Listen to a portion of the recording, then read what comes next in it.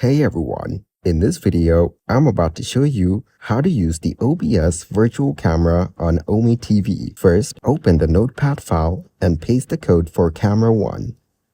Next, save this file on your device. Open another notepad file and paste the code for camera 2. Then, save the file as registry editors and execute these two files one by one. Click the search bar at the taskbar. Search for Device Manager and open it. There, you will see the camera options and right-click on it. Now, disable the integrated camera, and if you have others, then disable all of them.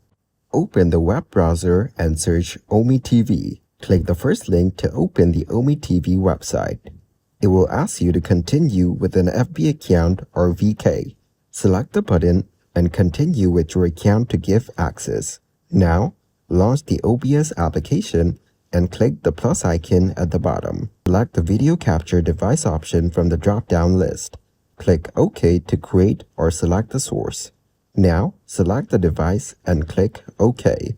After that, start the virtual camera and you can see that the virtual camera is loaded.